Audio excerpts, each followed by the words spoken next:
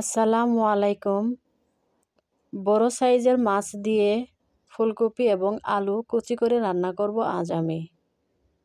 প্রথমে কড়াইয়ের মধ্যে দিয়ে দিচ্ছি আমি 4টি বড় সাইজের রুই মাছের টুকরো, 4টি আলু কুচি ও 2 টুকরো ফুলকপি যা আমি কুচি করে নিয়েছি। 10টি কাঁচামরিচ ও 2টি পেঁয়াজ কুচি করে নিয়েছি এবং কিছু ধনিয়া পাতা কুচি করে নিয়েছি। এই পর্যায়ে আমি এখানে দিয়ে দেব প্রায় 1 চামচ পরিমাণ লবণ এবং হাফ চামচ পরিমাণ হলুদের গুঁড়া। লবণ মরিচটা আপনারা আপনাদের স্বাদ অনুযায়ী ব্যবহার করবেন। আপনারা চাইলে এখানে শুকনো মরিচের গুঁড়াও অ্যাড করতে পারেন। এ পর্যায়ে দিয়ে দিচ্ছি 1 কাপ পরিমাণ সয়াবিন তেল। আপনারা রান্নার জন্য যে তেলটা ব্যবহার করেন সেই তেলটাই দেবেন। এবার আমি সবগুলো উপকরণ খুব ভালোভাবে মেখে নেব।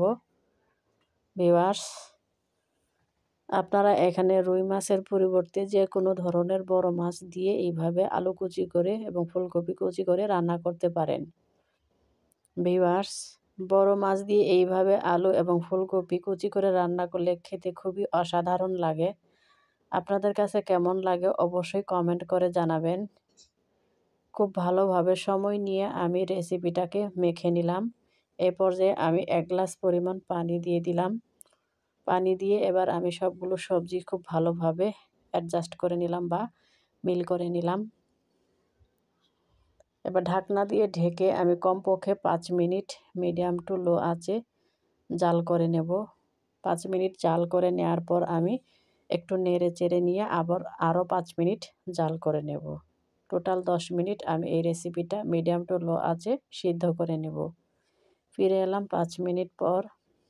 এ পর্যায়ে আমি একটি চামচ দিয়ে খুব আলতোভাবে নেড়ে চেড়ে নেব যেন লবণ মরিচগুলো সম্পূর্ণ তরকারি বা রেসিপির সঙ্গে অ্যাডজাস্ট হয়ে যায় এবং আলু এবং ফুলকপির যেগুলো উপরের অংশ রয়েছে সেগুলো যেন সমানভাবে সিদ্ধ হয়, সেজন্য আমি একটু নেড়ে চেড়ে নিলাম। যেহেতু এখানে মাছ অ্যাড করা আছে, খুব সাবধানে আলতোভাবে নেড়ে চেড়ে নিতে হবে যেন মাছগুলো ভেঙে না যায়। এবার ঢাকনা দিয়ে ঢেকে দিলাম। আমি 5 মিনিট জাল করে নিয়েছি বা সিদ্ধ করে নিয়েছি, আরও 5 মিনিট জাল করে নিলাম। ফিরে এলাম আরও 5 মিনিট পর। দেখুন আমার রেসিপিটা প্রায় হয়ে গেছে, যেহেতু আলু এবং ফুলকপি খুব ভালোভাবে সিদ্ধ হয়ে গেছে। ভিউয়ার্স, যেহেতু আমি এখানে একটু বড় সাইজের মাছ অ্যাড করেছি বা দিয়েছি, আমি সামান্য একটু ঝোল রাখবো। আপনারা চাইলে ঝোলটি শুকিয়েও ফেলতে পারেন। ভিউয়ার্স, আমার কাছে বড় মাছ এবং আলু দিয়ে এইভাবে কুচি করে রান্না করে সামান্য একটু ঝোল রাখলে খেতে খুবই অসাধারণ লাগে। ভিডিওটি ভালো লাগলে অবশ্যই লাইক দিবেন।